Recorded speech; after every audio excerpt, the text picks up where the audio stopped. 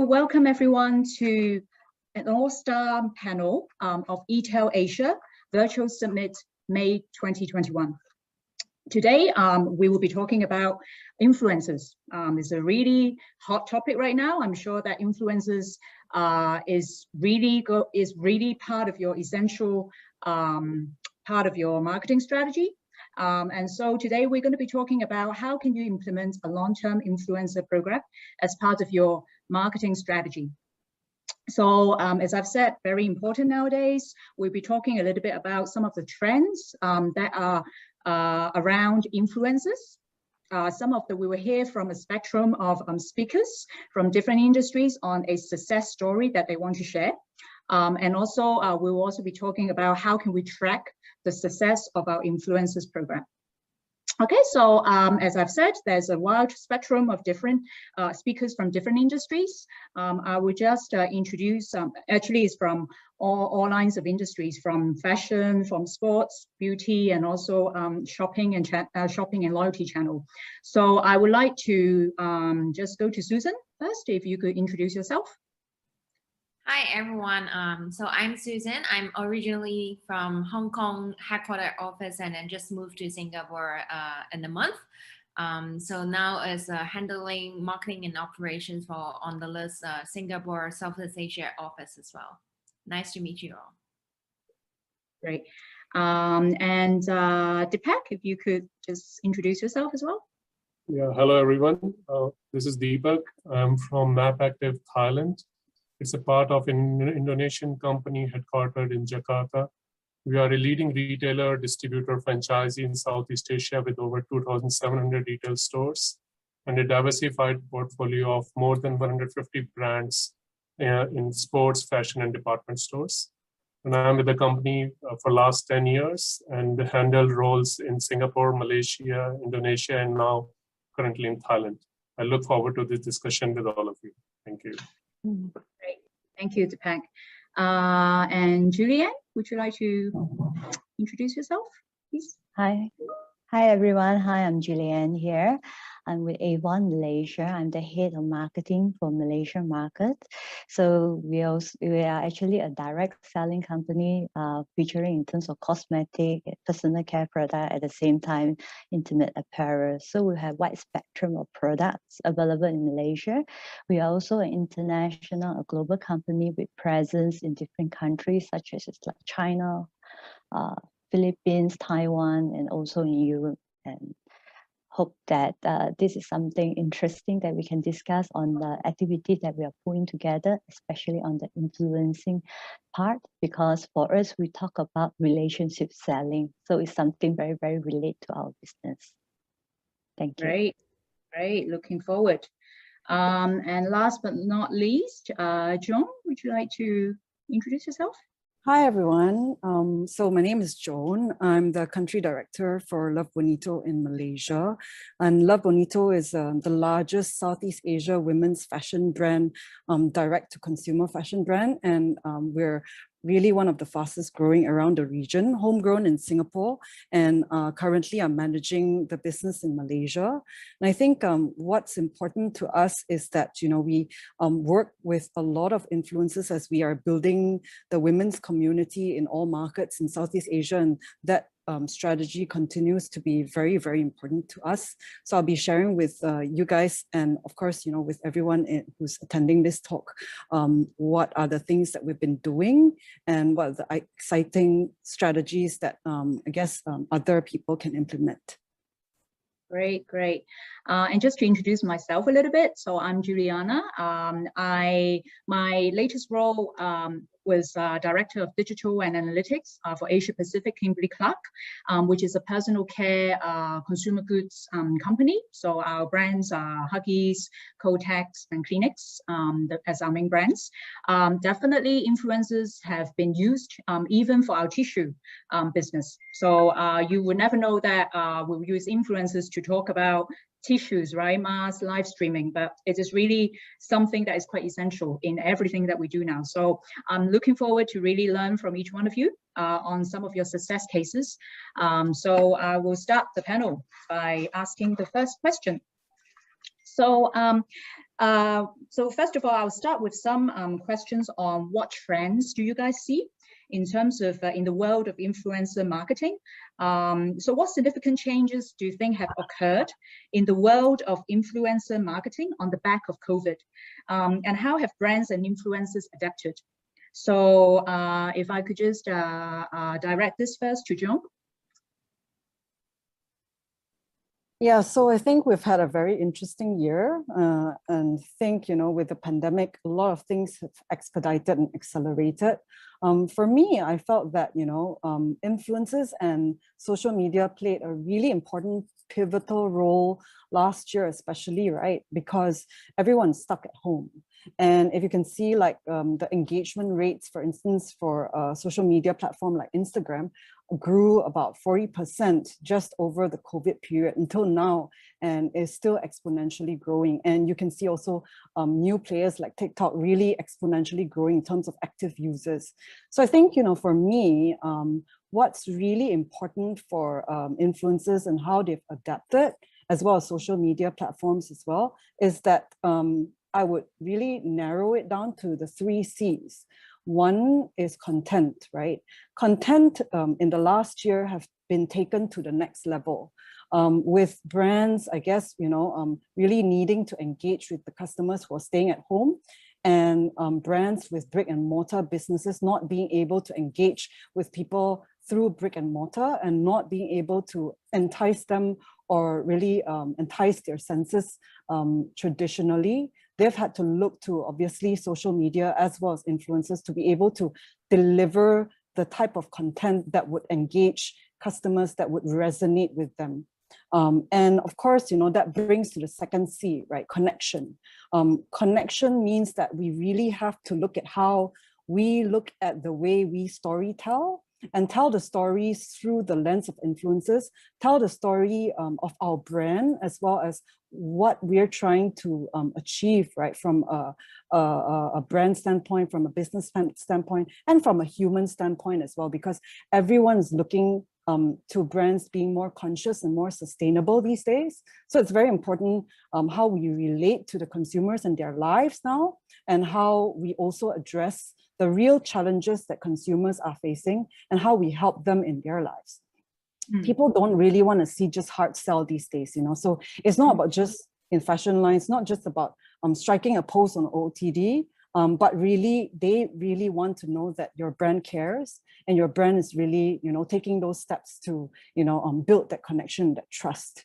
And of course, last but not least, I think Love Bonito being one of the key examples, we've always been pre-COVID and now and post-COVID as well, really focused on building our community of women. So I think for us, because we're targeting mainly women, and we want to be able to enable like-minded individuals to learn, to share, to grow together so that we go further, right? And it's really important during this time that we are able to communicate and connect with the community around us to really talk about the real challenges and of course the real opportunities as well, right? And then through the stories that we tell, hopefully we are able to achieve the betterment of society and the community.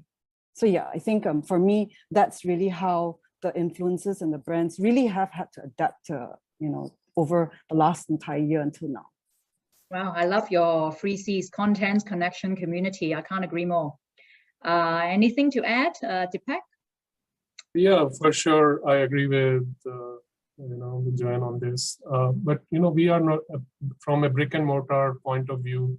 COVID last year especially was the biggest challenge that we have faced.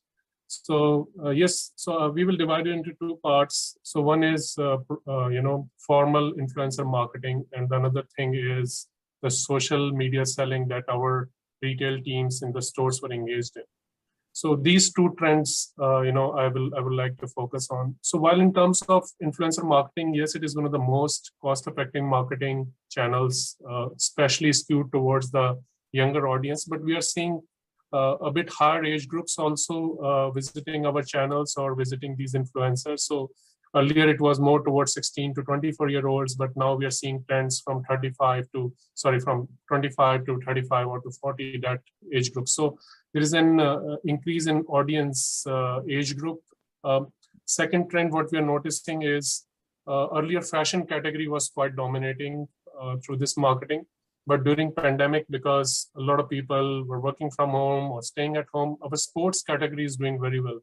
So you just take any of the biggest sports brands that are available in the market. So now people are engaging with the influencers for these sports brands, and in many cases, sports is outdoing fashion right now because people are not going to offices. So fashion category is a bit suffering, but sports is doing very well. We are also noticing a shift from sales-driven campaigns to to social goods. So, for example, if we link a launch of a product, through a social message, that product really resonates with the consumers. They are not only interested in an influencer who is promoting sales, but on a social message. So these are the trends we are noticing on the formal influencer marketing. Another trend what we noticed is like every day we cannot be engaging these influencers. So what is happening on Facebook Lives or Instagram Lives? Our retail staff who earlier used to be in the stores, now they are all gone online. So we have fixed plans and programs for them, time and action calendar in which they go online and they speak about the product, and the customers are loving it because it is the same retail staff who was servicing them in the store, that staff that the consumer was trusting. And now the same staff is selling to him online. So it's really engaging. In fact, a lot of our sales driven by our retail staff who are doing these influencing over our channels. So I think in the long run, social media and this video commerce, which happens both at the influence level and at the retail staff level, it is going to boom and go up. Yeah, so we were actually just talking about it the other day in my company, that now all employees need to be trained as live streamers and influencers. Yeah. So it's actually a skill set that we all working for the company needs to actually acquire. We have to become our own brand's influencers now. So yeah, definitely I resonate with this trend because that's also happening where I am. Anything to add, Julianne? Yeah, definitely. What Joan and Deepa have shared is actually there are certain similarity as well with what we are experiencing in Avon as well.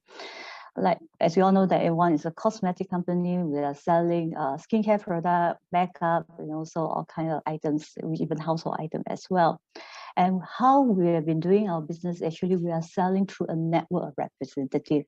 Like in Malaysia itself, our network is equivalent to almost 200,000 reps around Malaysia.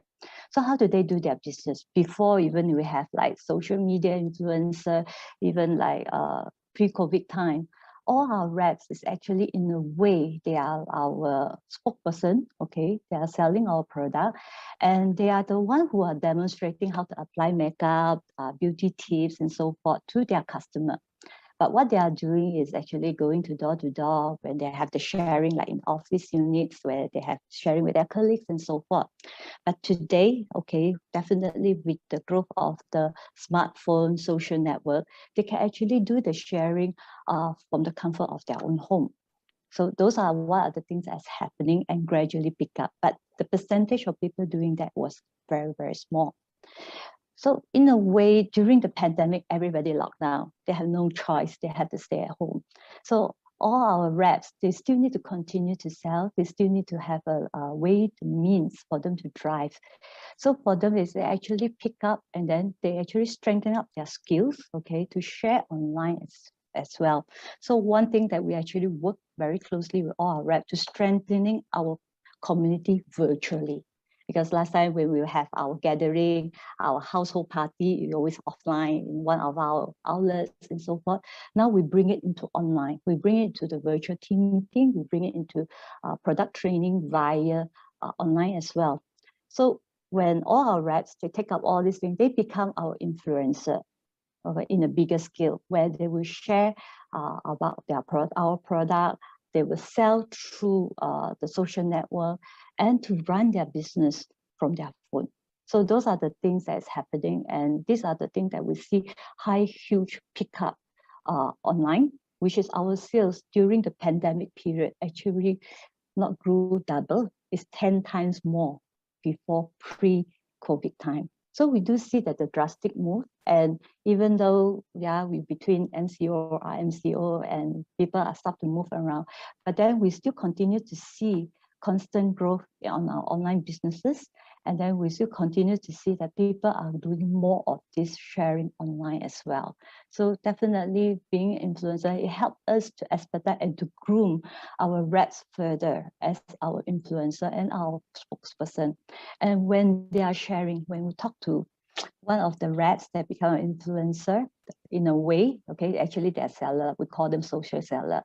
So when they are selling as well, then people put like of their sharing, even though they are not buying from them yet. They feel proud. They say, hey, I have 400 people looking at my post. Hey, I have 200 people looking at my post. So in a way, build their confidence, and they do enjoy doing it. So those are the things that we see differently, and that's definitely a different era, a different platform that we can further explore and further build. So it will be interesting to see how this can evolve further. Thank you. So all your folks now become social sellers, and they need to earn likes now, right? Okay, Susan, anything to add?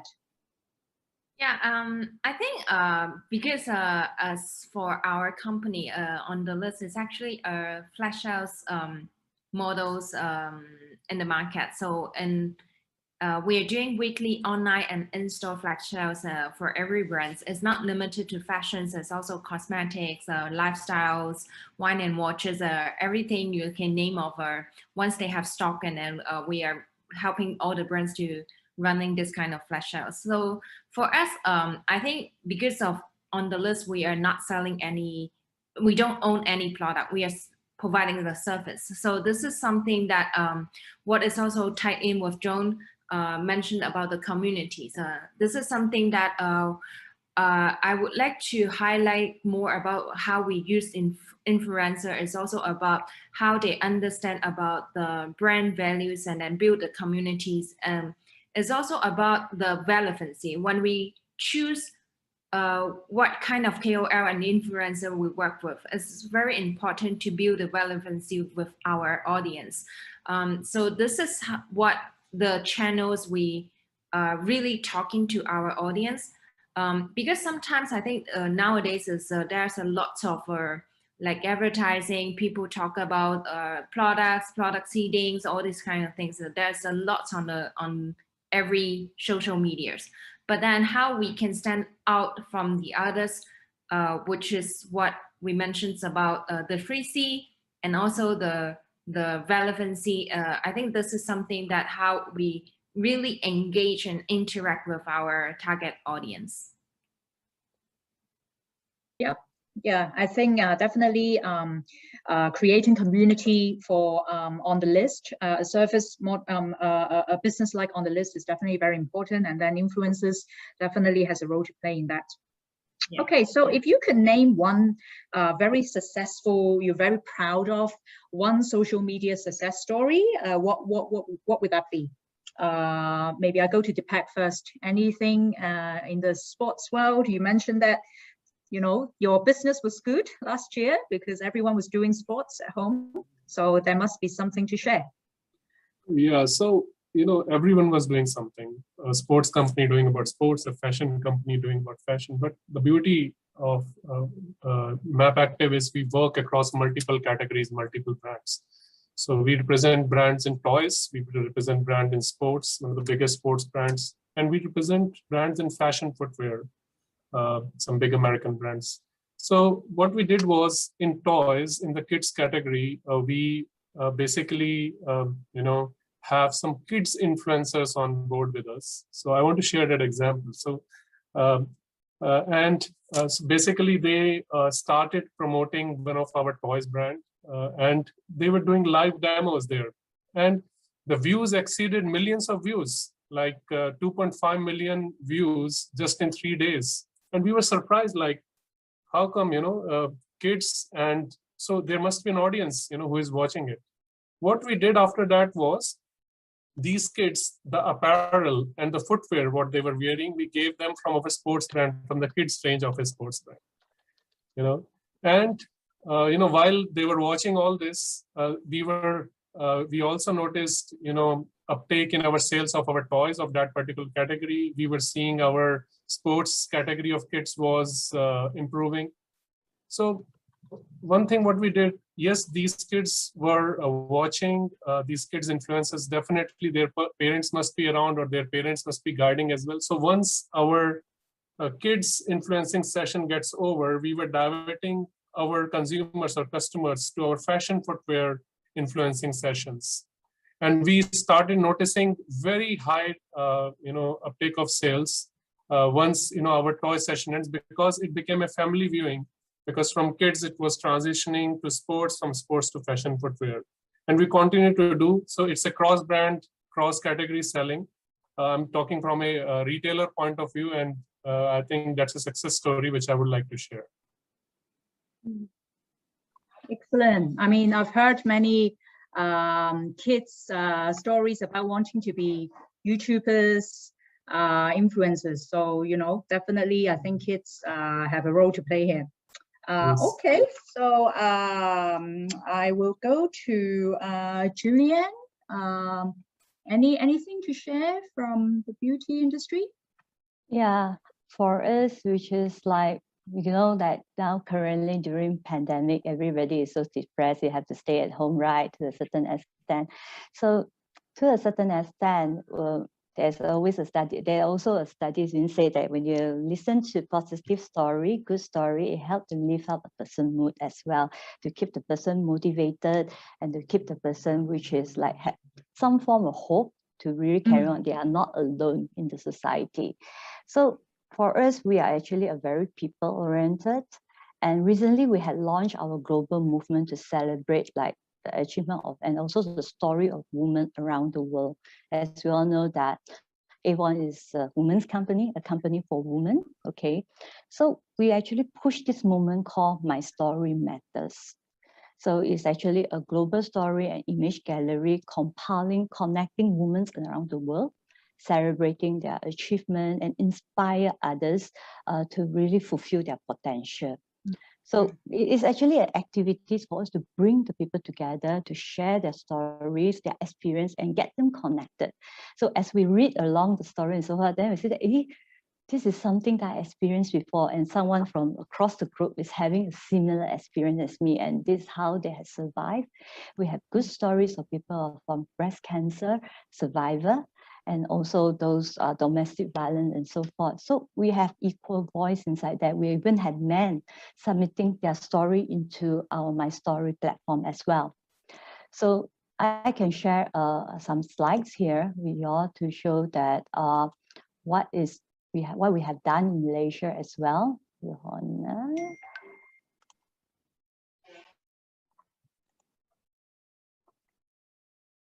Okay, I hope you can see the screen. So you see that we call it the Avon Watch Me Now. So you can see that it's a very, very relevant platform where we, even for Malaysia, we also have already kicked off simultaneously together with our global team. So we have a lot of influencers that also write on this platform, Watch Me Now, where they share their story voluntarily, okay, to talk about their experience. At the same time, some of them even share about their experience with Avon. So all these are being liked and also very relevant to our Malaysian market as well. Then we also have this kind of activities that we write on together, where we talk about Avon Breast Cancer Promise. How do we increase awareness in terms of breast cancer, and to give some encouragement to those people who are experiencing it at this juncture. And it's not only influencer that we are talking about. We're also talking about very real, like just now I was sharing about all our sales reps, okay? Our representative is actually our influencer. So they also submitted a lot of story here. All these are real people, okay, with real story, real sharing how they have overcome their challenges, how they relate to Avon, their product experience and so forth here. So it's just a pure sharing and to celebrate together. So all these are real people with real story that we have in our platform. Okay. Sorry, I think my computer. I think this Okay. is a Yeah. great story. Yeah. I think, being authentic, being yourself, being the real people, as you said, definitely very strong impact. Yeah. And the achievement, which is all this story, at first when we tell people say, hey, we just ask people to come and submit story and so forth, then the response is actually very, very good. Within a short period of 1-2 months, to be frank, for Malaysia alone, we had more than 3,000 stories being submitted from the Malaysian market itself. And then globally today, okay, all these inspirations story that we have, we actually to date, we have about 400,000 stories that in our central hub already. Wow, that's great. So many stories, so many real stories. Yes. And the beauty of it is real. It's not, so it doesn't give the idea to other people, to our audience, that these are all paid, right? These are all real people with real stories. At the end of the day, which is like people don't want to see things such as like it's very product driven, it's very like hard sell. It's just like what is in for me, what is the relations to me. So when we see all these results, people are continue to submit their story and so forth. They want to be part of it. They want to be part of the activity. So it's actually a good move for the virtual community that we are grooming, and at the same time, people will get to know and learn from each other as well. So it's very, for us, it's very heartwarming to see the responses. Yeah. Great. Yeah, I'll definitely be spending some time this weekend reading those stories. Definitely. Susan, anything to add from on the list? I think it's quite a similar showcase with Julian. It's because for our successful story is also something hope with our brand value about sustainability fashions. So this is something more about corporate social responsibility. That's why we also built a team under on the list, which is on the love.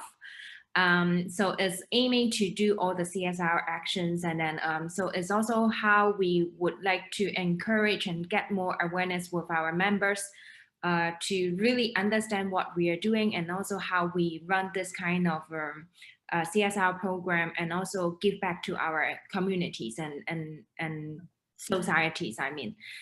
So I think what we mentioned about successful story is also important and always come with emotional touch.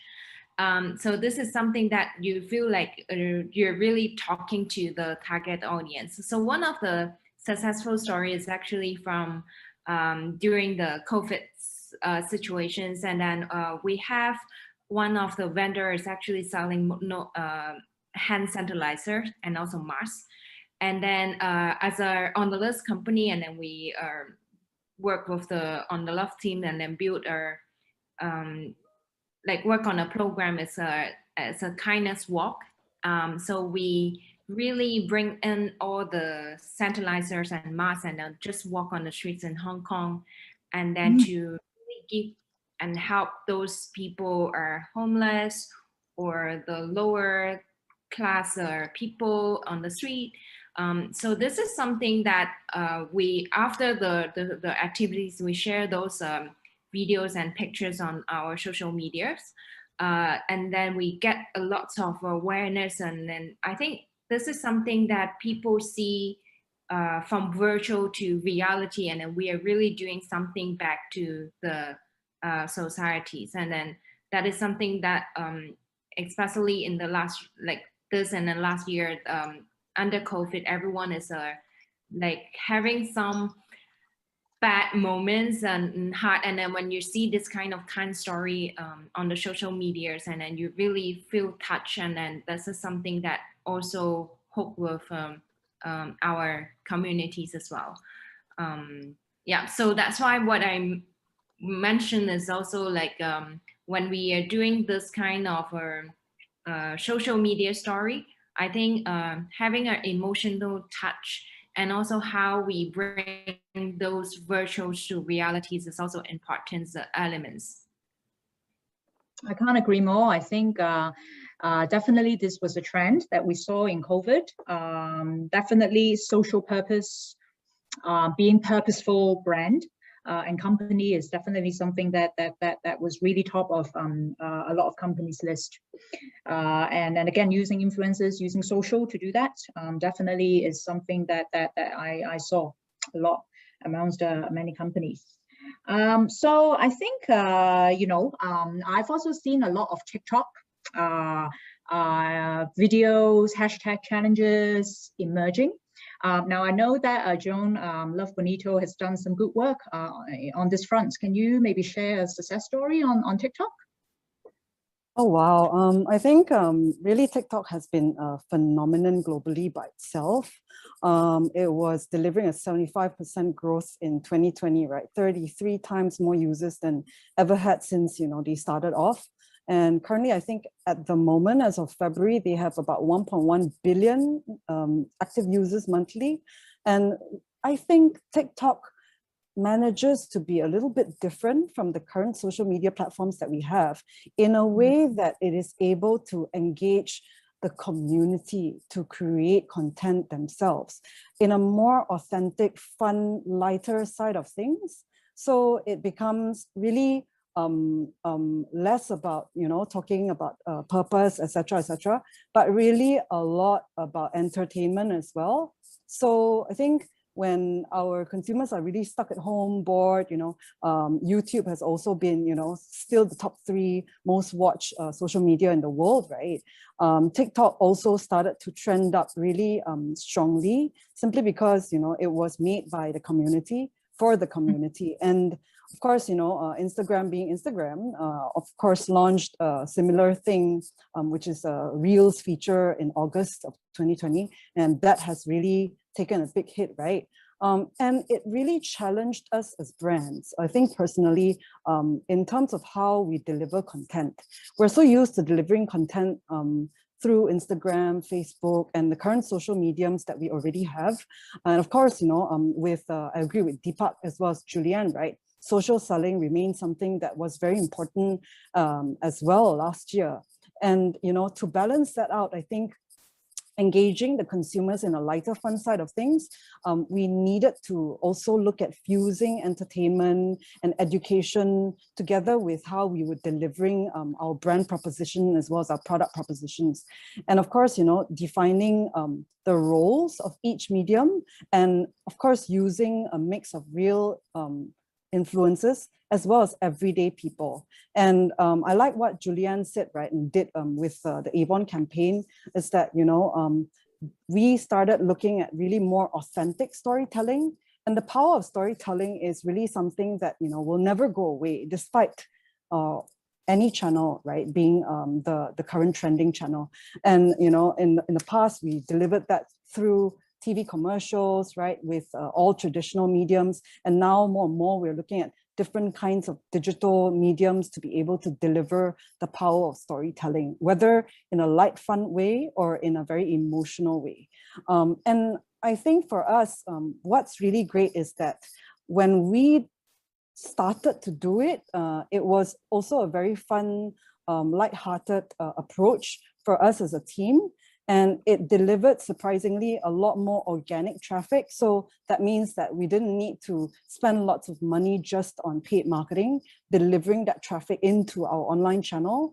But we really drew a lot of engagement, a lot of interest, and a lot of likeness to our brand, simply because we were able to create content that was very real and fun.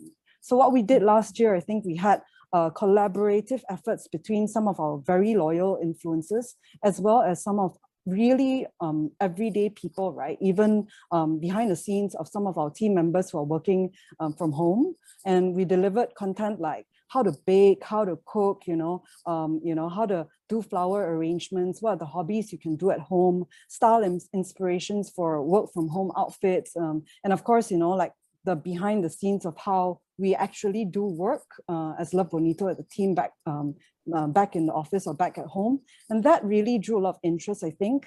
And I think that for us, it's really important to have TikTok and Reels as a supplementary as TikTok moves into the mainstream channel. And, you know, I think it would be a real good complementary to all the other mediums that we're already in. Yeah. Yeah, so I think it's not just focusing on one channel, but then complementary, having a mix, and creating your first C, right? Creating the right content.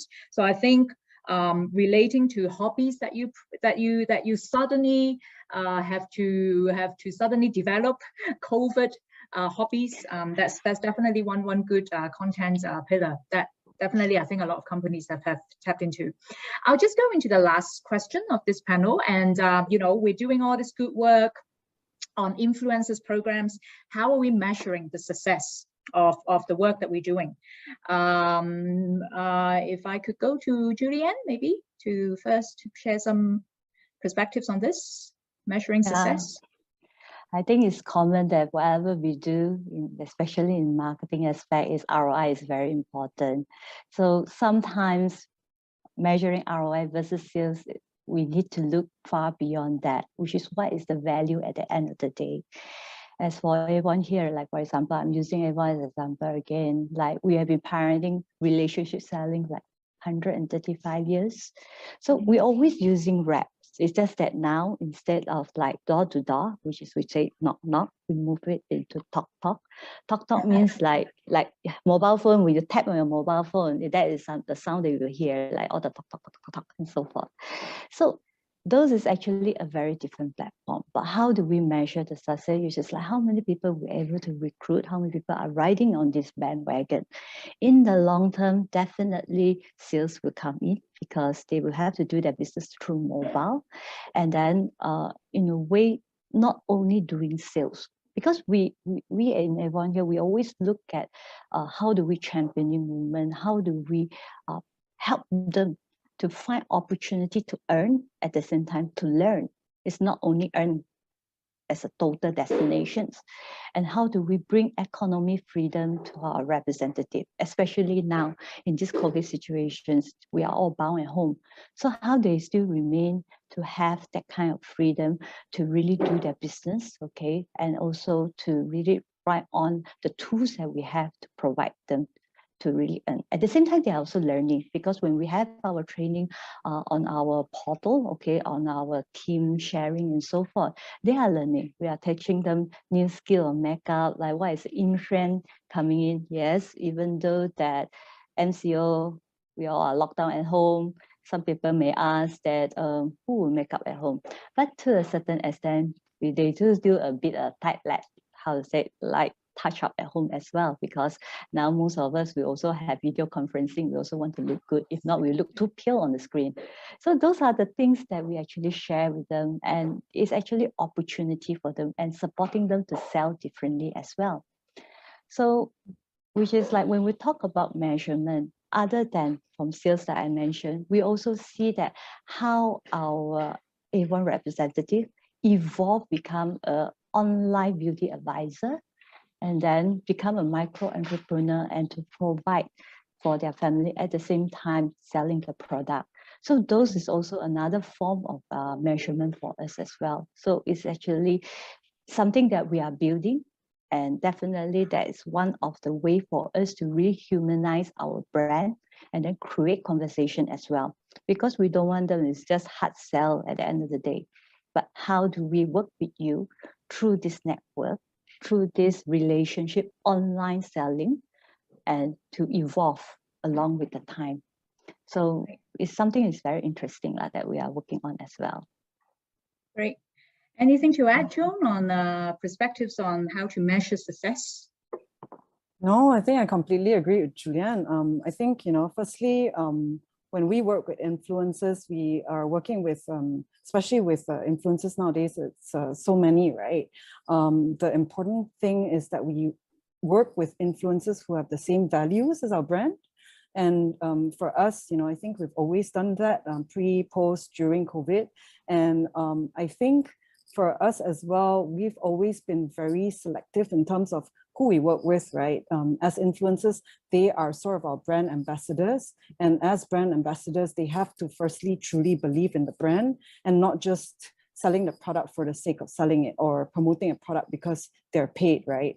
And I think that's an important factor as we look for influencers that really have the right fit towards our brand values and brand principles. Because at the end of the day, the stories that we want to tell and the product USPs even that we want to bring towards our customers or consumers are really what they would want to believe that works for them.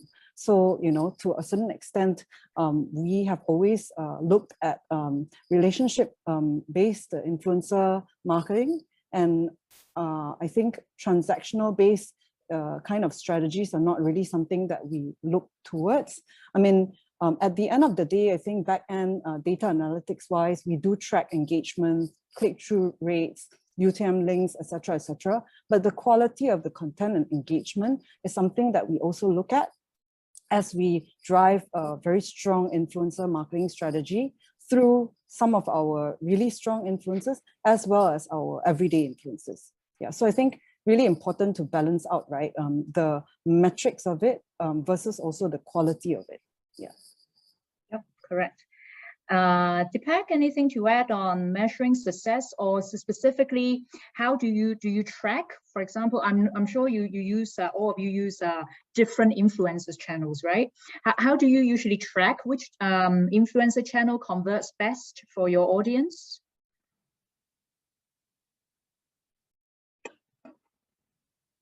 Mute.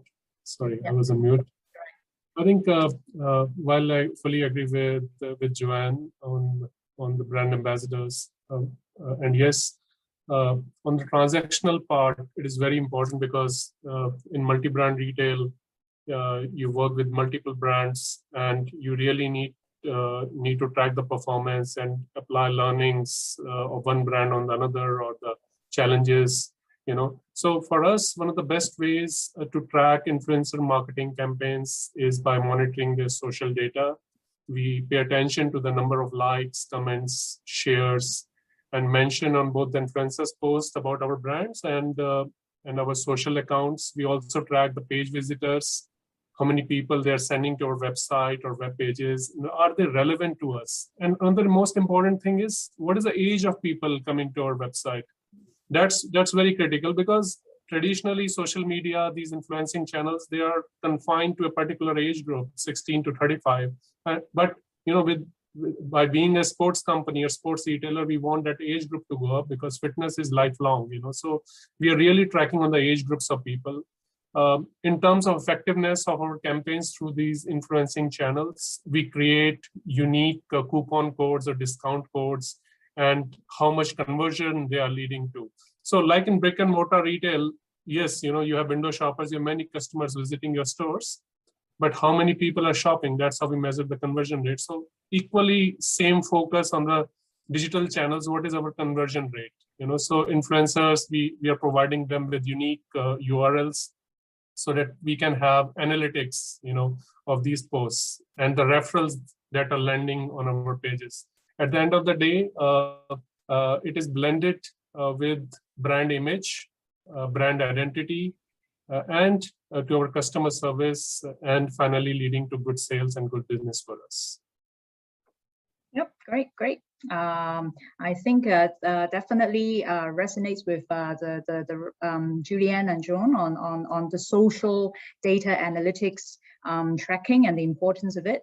Anything to add, Susan, on this front, measuring success and tracking? Yeah, I think most of them cover a lot from like social, really performance marketing, and also about the sales and about the marketing side, about the word of mouth and awareness. And I totally agree with Julian that it's not always about sales. So when we do about the marketing activities on social medias, it's also cover a lot about how the brand building, about brand and identity, brand story, how we want to talk to our audience. And so, but then for sure at the end that the ROI and KPI thing is still very important to the business. And then as a marketer, something that we will have to take the balance in between. And then, so as on the list is actually a member-based business. So for us, for our IT side, it's also some way that we can track for every influencer how many new members they can bring in for us. I think this is something that's very important to on the list. And then next is more about sales generate, and also something it can be very low tech and easy is once the influencer posts something on the list and then tag on the list, and then we can immediately see the followers and the engagement on our page. So that is something that we already immediately see the effect from those KOL we used. Yeah, so that's all Great, from great. my Perspective. So we are almost at the top of the end of the panel with the last minute left. If I could just go around each of you, if you could just give a one-line advice for companies to do good influencers marketing program, what would that be? So maybe I'll go to Deepak first. Yeah, so, just to summarize it, link influencer marketing campaigns to, bigger goals within your company. So quick thing, if you want to raise brand awareness, for example, you should track metrics like social media reach and impressions. If you want to increase sales, give the influencer a unique discount code or links to share with the audience and see how many sales that partnership generates. But at the end of the day, the influencer is building a relationship between your brand and the consumers, So nurture it with best customer service and constant innovation. I'm sure you all will be a success. Julianne, key recap.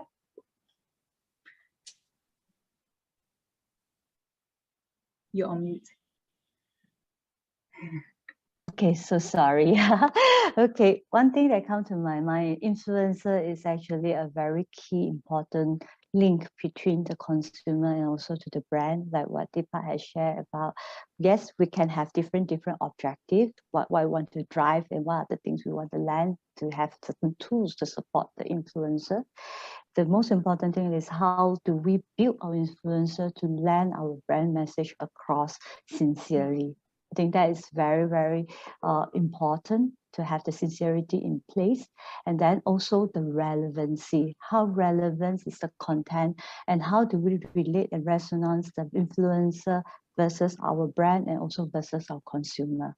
That is something that we need to balance at the same time to really bring it to the next stage, because it's something that we want it to be there continuously, but not just for one campaign, not just for one promotional period. Then how do we keep the sustainability of the influencing impact? So those are the things that when we come to this influencing marketing, is something that we need to plan and also look into details of the sustainability part of it as well. Great. Anything, Joan? I think for me, really going back to the first point, right, and also maybe adding on to Deepak, right, I think whilst we are tracking all the key metrics, which we do as well here, how we build the content around, using influencer marketing strategies as well as social media, we want to obviously continue to build through leveraging the 3 Cs, building really authentic and powerful storytelling that resonates with our consumers, right? And, content that really connects with the right audience. And that's something that, we should, because we as a brand, all of us as brands, are looking at building communities, whether they are female, male, sports, or, or beauty. And I think that is something that, would really make a key difference in terms of how we deliver the right content, the right stories to our consumers that really get them to engage with us as a brand. And of course, that will in effect drive a better result in terms of our engagement, number of likes, number of click-through rates, CTOR, ORs, etc. And then of course, I think for us as well, when we look at authenticating stories, to look at really having a mix of strategies, right, across platforms and even across different kinds of influencers, a mix of real powerful influencers that can deliver the numbers and the metrics that we want, as well as everyday influencers that can tell really everyday story that, you know, can relate to everyday people. Great. Susan, your top key takeaway from this group, or any advice you would give to companies? Coming to the end, we are all in the same direction, that when we are using KOL, that it has to be really be human, be realistic, even on the virtual channels, social medias. I think we understand that for our audiences, no one like to read or see fake items, fake story. So this is something that are really important, even though when we are choosing the influencer, it has to be really turned down to the real customer and ambassador to speak for your brands. So this is something very important. Excellent. Yeah, I can't agree with you more. I think definitely resonating to your 3 C's. I've learned so much about building the right content, how to build the right community, and the right connection. And also there was a fair bit of emphasis on 3 things. I think social impact, because of COVID last year, definitely the social impact aspect was very strong.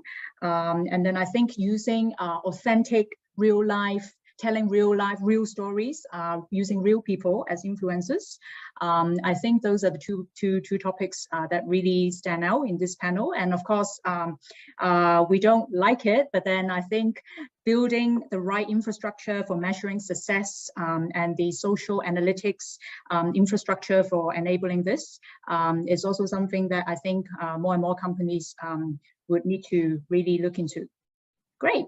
Okay, thank you very much, guys, for this really interactive panel. I definitely have learned a lot, and I'm sure a lot of the audiences of eTail Asia will as well.